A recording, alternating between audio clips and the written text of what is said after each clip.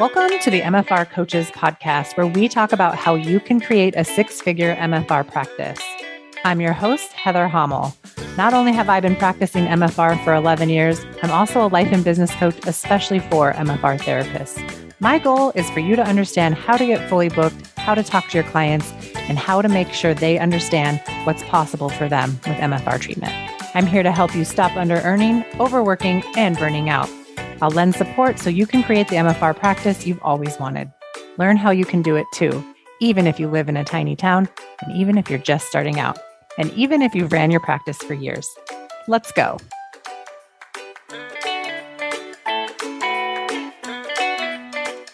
Hey, everybody, and welcome back to another episode of the MFR Coaches podcast. I'm your host, as usual, Heather Hommel, the MFR coach. I am experiencing a cold, so you will notice that my voice sounds different than usual, but we're going to do this anyway.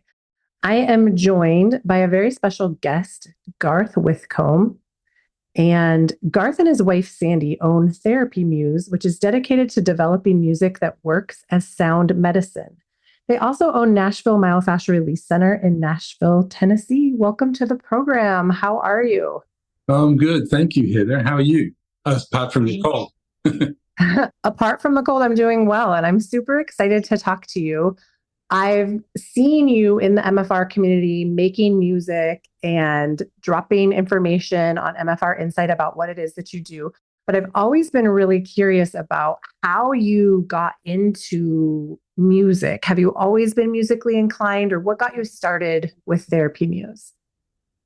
Well, there's two questions there because I have always been musically inclined, and I worked in the music industry for about 15 to 20 years as a sound engineer and as a performing and touring musician. And I'm originally from New Zealand, so I toured New Zealand and the Pacific a lot in my 20s, and I worked in theater. And it was always a journey towards healing, really, because even in the commercial music I was involved in, there was always a sense of trying to bring communities together, because I played in a multiracial Polynesian reggae band. We did a lot of almost kind of peace and reconciliation work in New Zealand in the 80s to bring the white people and the brown people together. And then I got into theater working.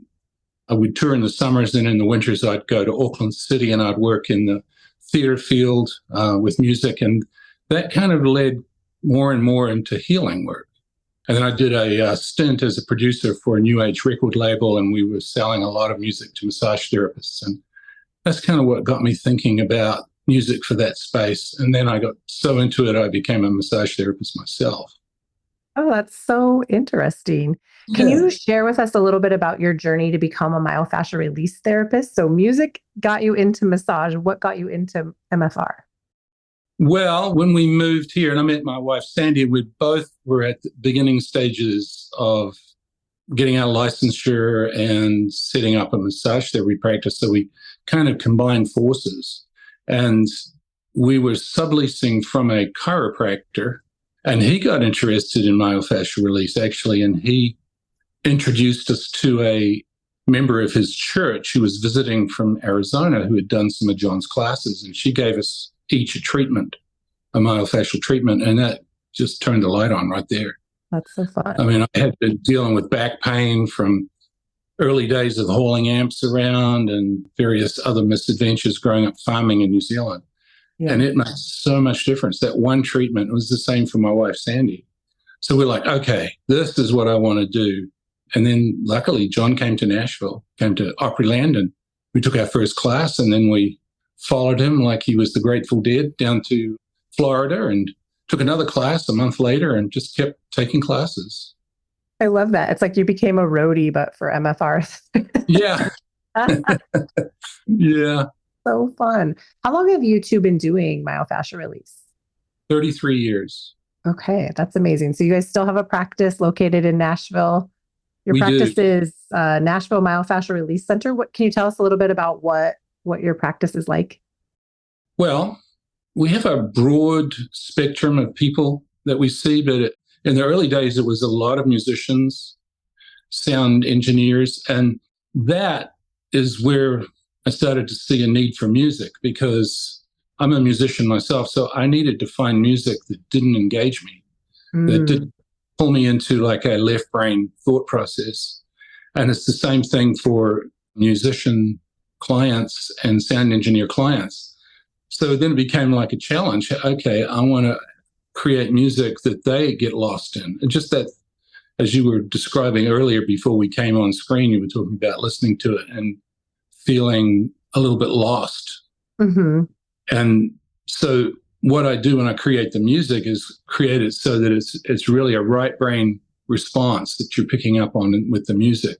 Whereas commercial music, you're trained to create music that is immediately memorable, that imprints in the brain. Yeah. I go in the opposite direction. It's designed to not imprint. I really love that. I was listening on if you go to your website, therapymuse.com, on one of the pages, there's, I think it's 4 or 5 songs that are samples, and they're actually really generous samples on there that you get to listen to. And I just started playing it. It was the one called Rain.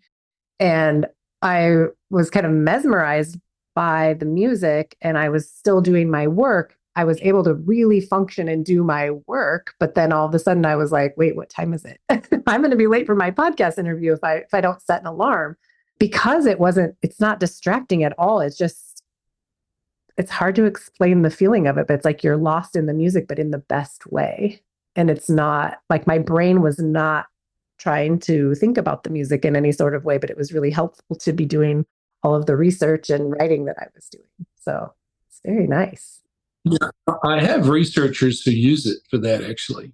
People who write grants, and they're not therapists, but they use my music in that way. So it's kind of fun to find out how people who are not necessarily in the therapy field are using the music as well. Yeah, it's really good. And I think for the therapists that are listening, I always encourage people to have kind of administrative time in their businesses. I'm a coach for MFR therapists for businesses. And I think listening to your music both in the treatment room and out of the treatment room while you're doing that admin time would be really helpful, especially I think for people who have really busy brains or they can't turn their brain off and they want almost like a distraction while they're working. This is a way to have that distraction without it being distracting, if that makes sense. Yes. It's about engagement. It's about engaging the mind just enough for you to be able to center and not enough to get lost in it in terms of analyzing it. Yeah, it's really, really interesting and really fun. Can you tell us about what are some of the research you've done, or what are some of the things you've had to go through in order to create these musical pieces in this way? Like, how do you even determine what is engaging and what isn't engaging? Well, there's 2 levels to that. I do a ton of research. And in fact, we just came back from Greece where we did some research on ancient healing music and ancient healing spaces. So I'm really committed to a deep level of research into how music works. And I keep up with the latest music therapy research, particularly neurological music therapy. And so, but going back to the beginnings of it, the first thing that really clicked for me was understanding that 60 beats per minute, the tempo range of 60 beats per minute, which is the same as the slower passages of Baroque music, what they call the largo passages, was particularly useful in healing. And that's what a lot of the music therapists have been using. So I'm like, okay, well, not everybody's going to want to listen to Bach in therapy. So what if I created music that was fairly neutral, enjoyable without engaging people, but was within those tempo ranges? So that's the first piece of it, was understanding the tempo ranges. And then really, I've always been interested in what they call ambient music. So artists like Brian Eno. And because I did a lot of music for theatre and dance in Auckland, New Zealand, I had a lot of hands-on experience with creating music in that field, and then again, working in the new age music market. So it was kind of natural to take that background and then see if we could deepen it. And of course, everything I do, now I'm able to create it and bring it into the treatment room. And I work with very discerning ears. I mean, people who are going to notice. something. So if they don't notice it, oh, wow, then I've got it right. But, I had some bumpy phases early on. You'd bring something in and I can feel the shift because I can feel it through my hands and can feel it in the energy field when somebody's entering a light hypnagogic space, that what John Barnes calls the hypnagogic state. You can actually see it and feel it, and you can hear their breathing change. So that's my focus group, is the people who come in for treatment. And that's early on, I'd mess that up every now and then, and somebody'd get a little shock and they'd wake up, or a sound engineer would be, it seemed like they're drifting up. Oh man, I really like that delay. And I'm like, well, you shouldn't be hearing that delay. That means that I've got carried away putting it on there. Yeah. So, it's learning to really in the music, I'm putting the patient first. And I'm also putting myself in the mix because I've got to work to it. So the big thing and people don't really realize this, and some musicians who create music for the healing space don't think about it, but this has got to be work music and healing music at the same time. So it has to have two layers of entrainment. It has to carry the therapist through their workspace and keep them lightly engaged in a channel 3 state. And then it has to allow the patient to go deeper if they want to. And that's the key, because this is the MFR principle. Don't force. Right. And you're not trying to hypnotize anybody. You're just trying to create the space and the opportunity for someone to get to that state. And also at the same time, you don't want the therapist to fall asleep. Right. So it's providing what I call the precursors. So music is symbolism. The shapes of melody and the movement of music over time creates a geometric symbolism, like sacred geometry.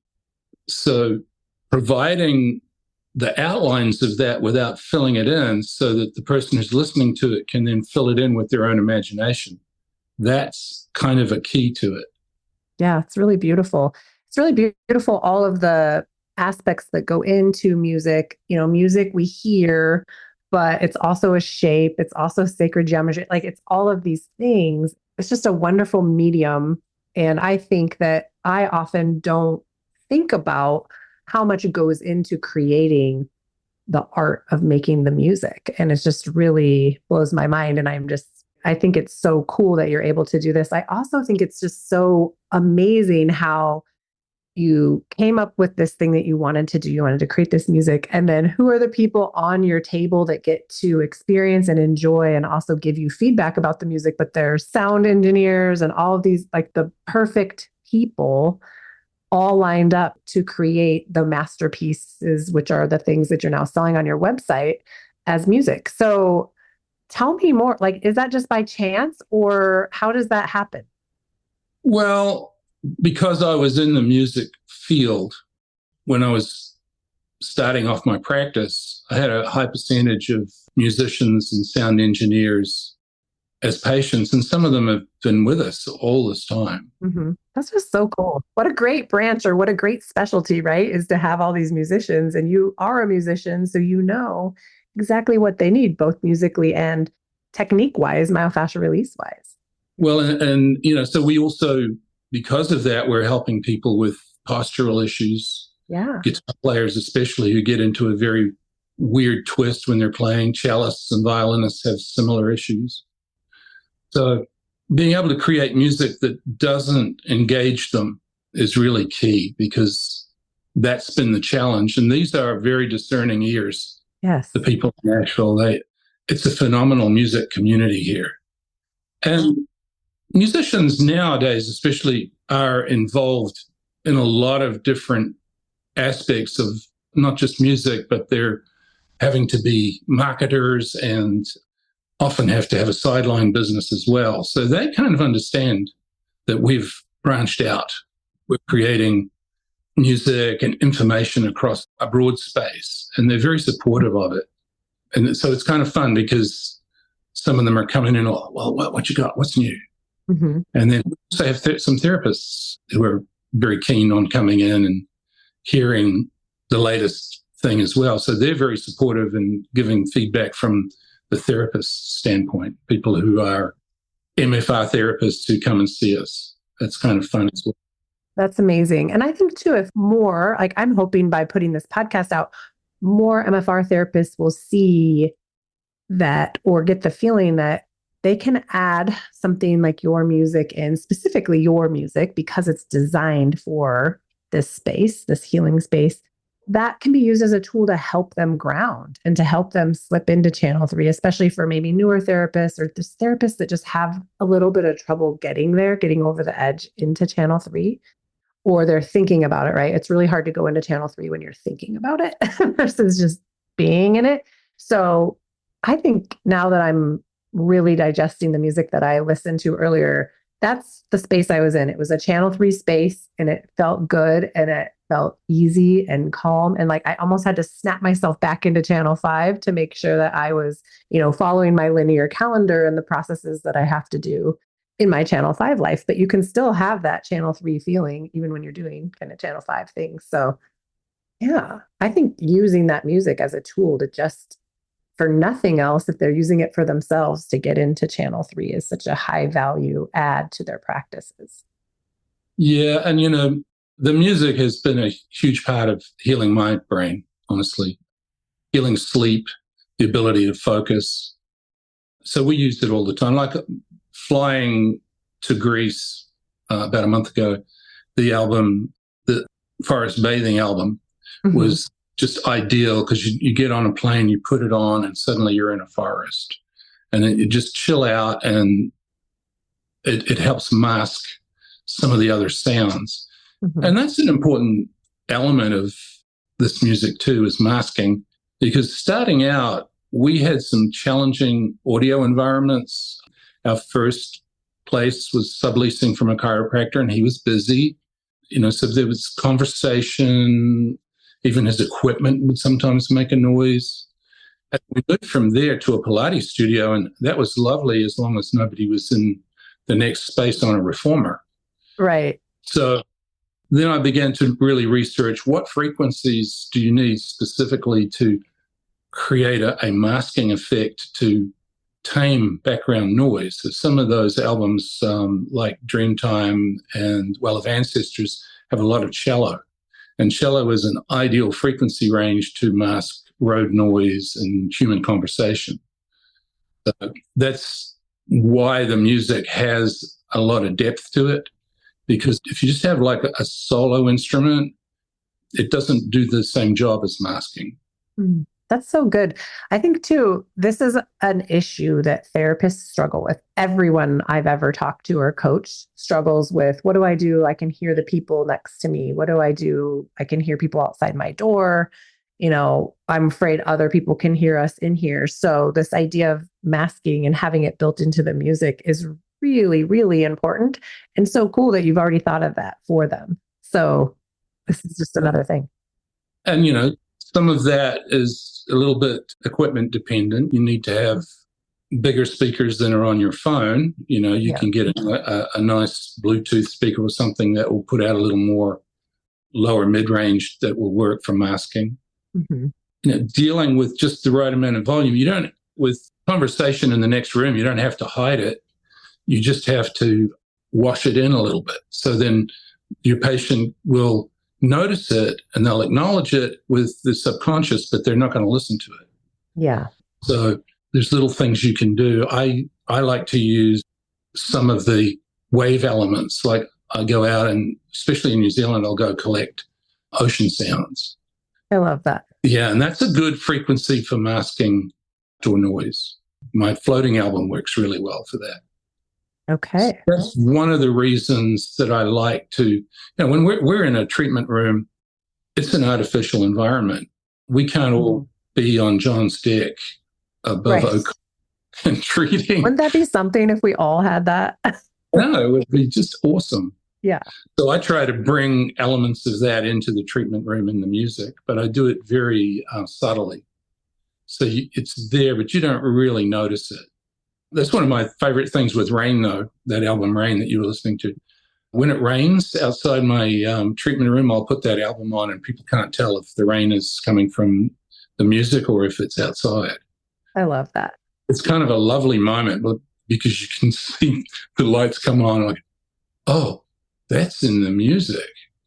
So there's a lot of fun that I've had with creating these beds of sound and then letting the music grow out of it.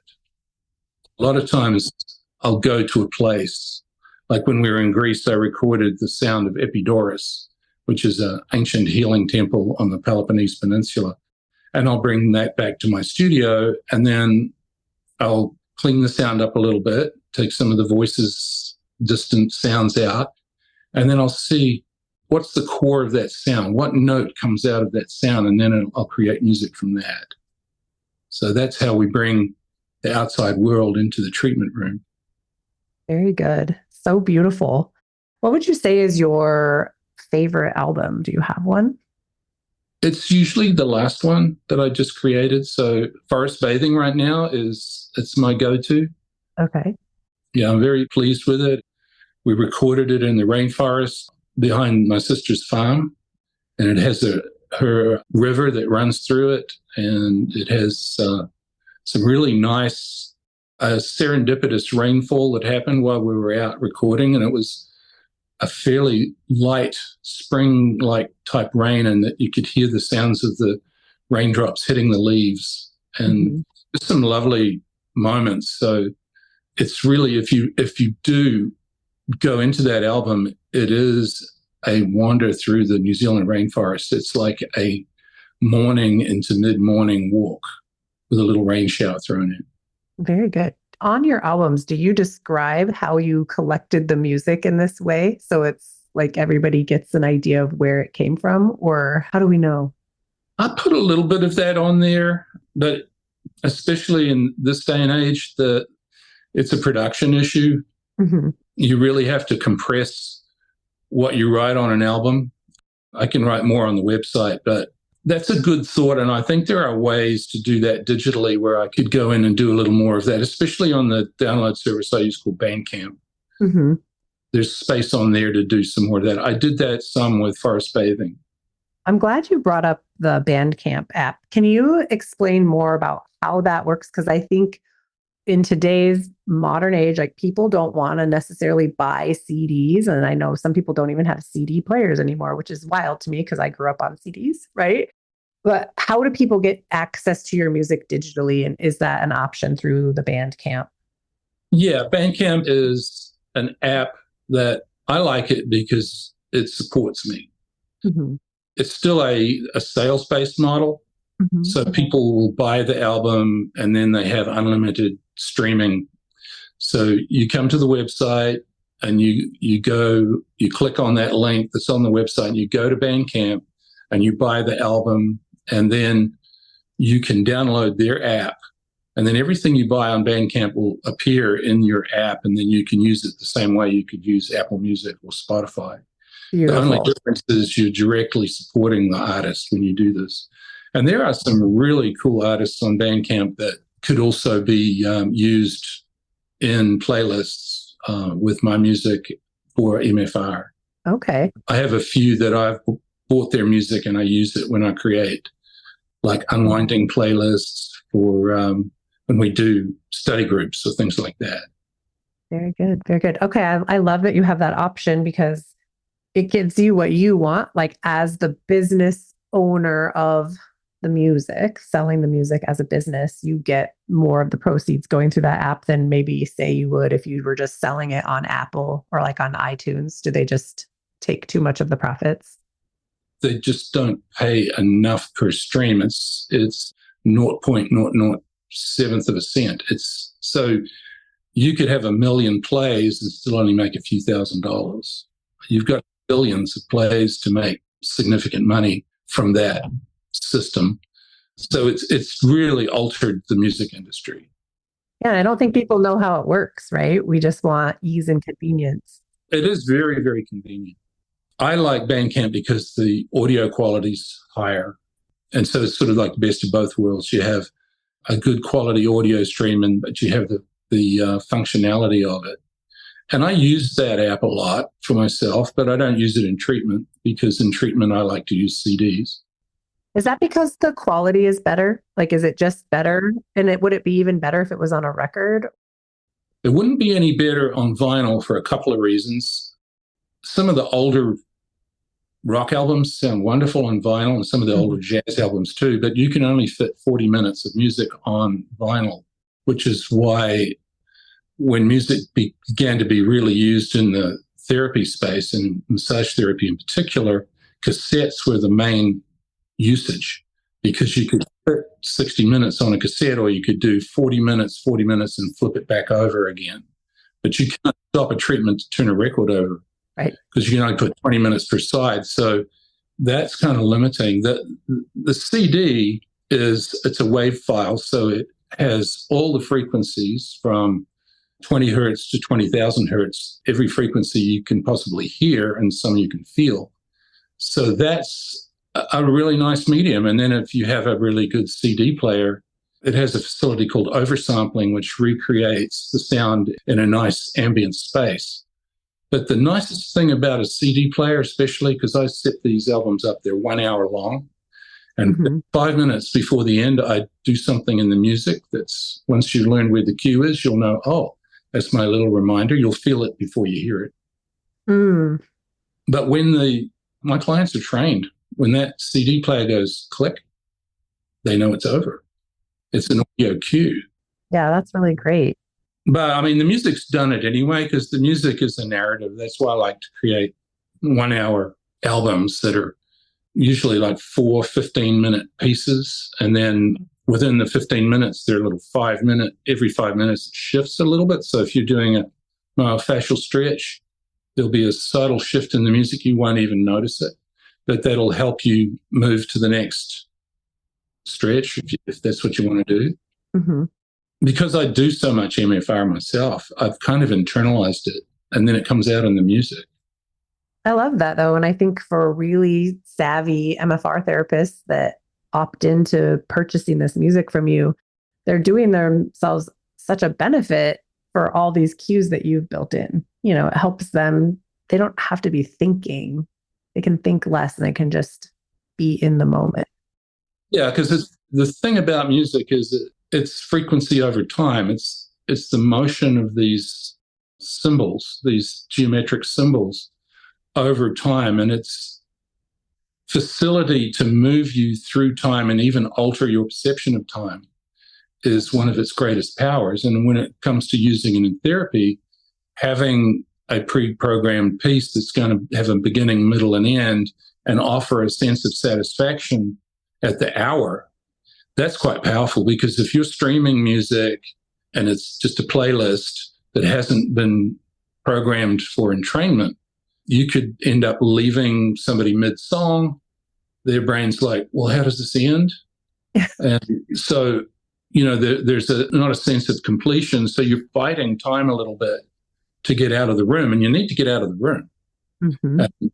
So the music has been just in terms of our business, has been a really powerful tool to keep us on time, because you get in an MFR space and you get generous, and before you know it, you've spent an hour and a half when you only really you only need an hour. Yeah. And that's not good for you, and it's probably not good for your patient if they need to be somewhere else. Right? Exactly. Yeah. So that's where the music was a very kind for me, because I'm, you know, I would get spaced back in the day. And now that I have the music, I'm like, okay, I know where I'm at with the music, and that can help me get to a much better completion. And, you know, that temptation to want to keep helping people, or in some cases, you want to stay in that channel 3 space yourself, because it's awesome. I mean, yeah, it feels good. Doesn't it? Yeah. Yeah. One of the big attractions of being an MFR therapist. Yeah, we're like, when we discover MFR and we feel that, I think that transition the first time, it's just like you just want to live in that space as much as possible, which is yes, the best. Yeah. What would you say is your favorite thing about your myofascial release practice and your business? Being of service. I'd be lying if I say I can detach from the outcome, even though I know I should. I love it when somebody comes in with a cane and walks out forgetting it. Things like that happen. Yeah. You get to participate in the miraculous, mostly because you just remind people that they are miraculous. I think also because when you're in that space, when you're in the healing space, it takes care of whatever you might be worrying about. Totally. Yeah. Well, I think too, when we get to be witness to literal miracles every day, it's awesome, right? We just have to decide that it's possible and tell our clients, like, hey, you might walk in here with a cane, but you also can walk out without it. Like, it's possible. And we hold the space for all of that. Yeah. It's very exciting. What would you say is your favorite thing about your music business? Oh, I think it's a similar thing. It's that I'm really excited that I have found a way to participate in music and reach an audience without having to play the kind of games that I used to have to play as a professional musician. And there was just a point, particularly in New Zealand, the larger venues were drinking venues. And there's just a point where the people they'd get pretty drunk and rowdy at a certain stage of the night. And then you realize, I'm putting out this beautiful, heartfelt music and I'm playing to drunk people. Mm-hmm. And where's the sacred in that? So, that's when I got into producing new age music and I saw how it was being used in the therapy space. And back then we were selling cassettes in health food stores and chiropractic offices and massage therapy centers. I'm like, oh, you can create music that's going to be of great benefit and great service. And you know what? That's how music used to be. That's what attracted us to Greece, was before people would even, and this is what we learned on this latest trip, before people went into the healing space, they would participate in a type of divine theater with music and performance, and the goal of which was to bring them to catharsis. And then they would have an emotional shift. Well, we know about that from unwinding, right? Right. There's a parallel there. I was going to say, it sounds like unwinding. Yeah, exactly. And so that's a use of music. It was kind of funny because we lucked out. We toured the Acropolis and we had a really great guide, and she was quite knowledgeable about history, but also psychology. And she was showing us the theater that Hippocrates used at the Parthenon in Athens. And she told us about the catharsis and how they used theater first before they did the healing work. And then she said, then the Romans came along and they flooded this place and they had mock naval battles.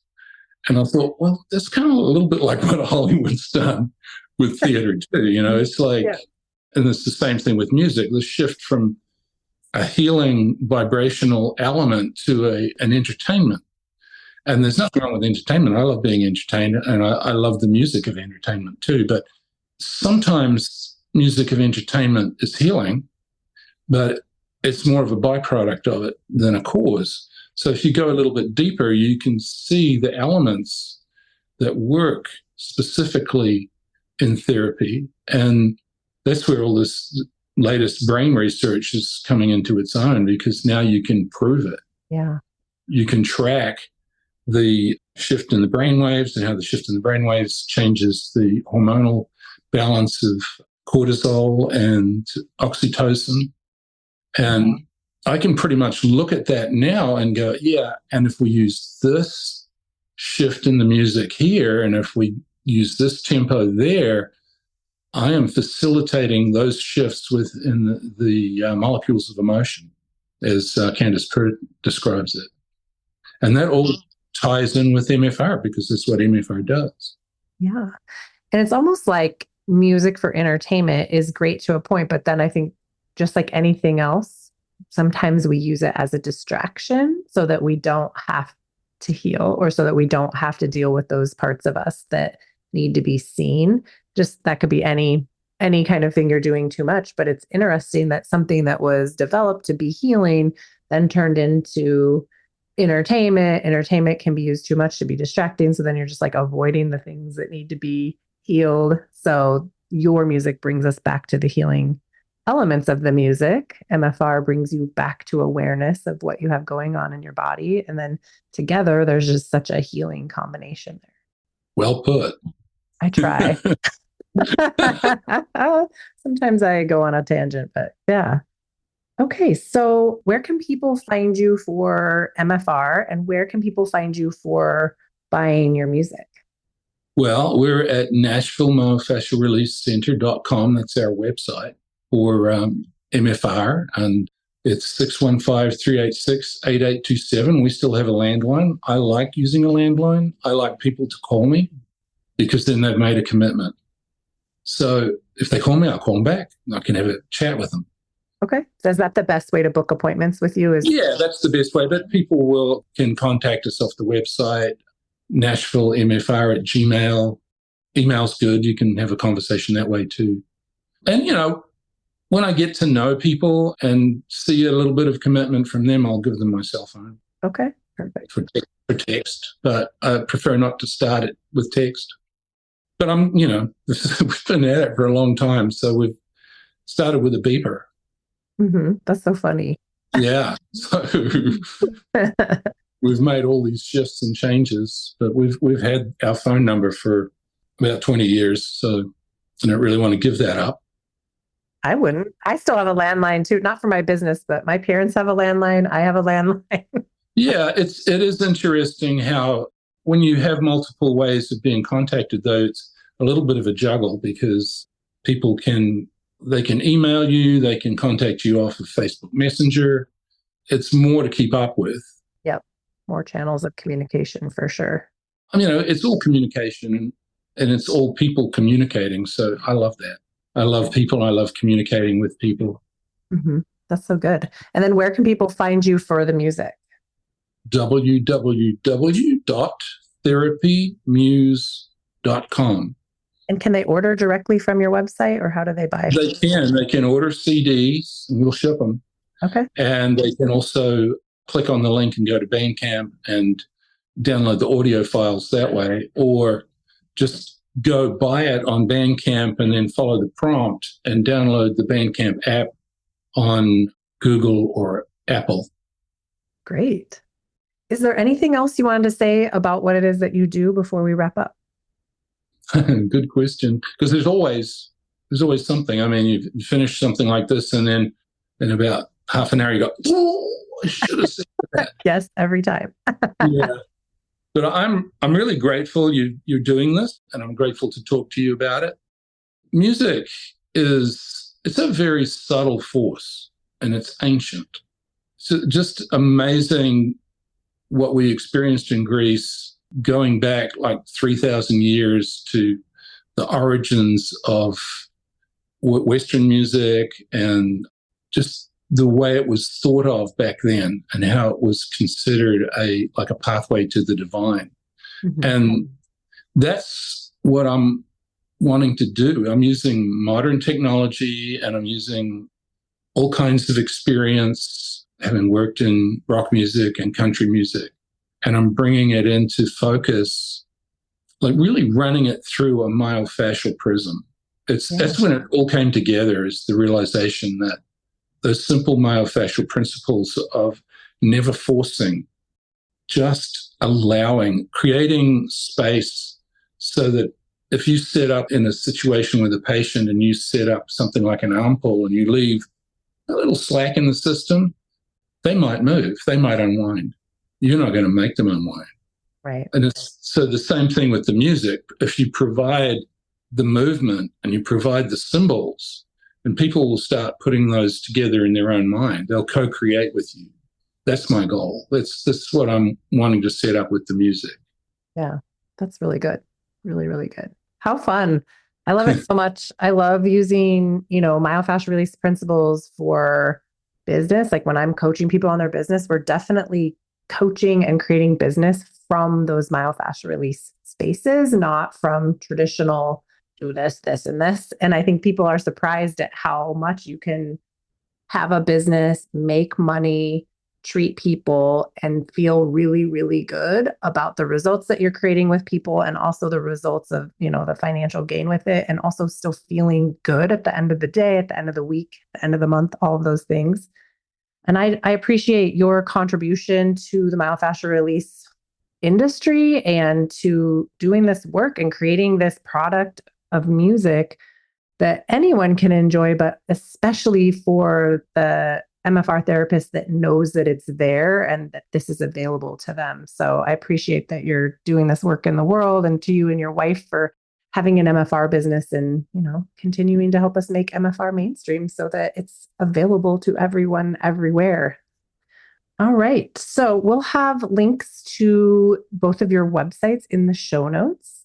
So everybody that's listening, you can contact Garth and Sandy using their phone number. We'll also put that in the show notes. And maybe we'll have to have you on again in the future. That'll be lovely. Thank you. Yes. Awesome. All right, everybody. We'll see you next week on another episode of the MFR Coaches Podcast. Bye for now. Thanks for joining me today. If you enjoyed today's episode, please take a minute and rate and review the podcast. I appreciate it. For more information, please follow me on Facebook and Instagram at The MFR Coach. And check out my website, www.themfrcoach.com, for more information. If you are currently not working 20 hours or less and making six figures in your MFR business, I want to help you change that. Make sure you tune into the show and get on my email list so you never miss out on important trainings and information. To be the first to find out when we are enrolling next for my 12-month Business Foundations coaching program, get on that email list at www.themfrcoach.com/join. Inside this program, you'll learn how to raise your rate, overcome objections, and sell MFR. You'll become the MFR therapist that never under-earns and never burns out. It's up to us to make MFR mainstream, and it starts with you and your successful MFR practice. See you next week.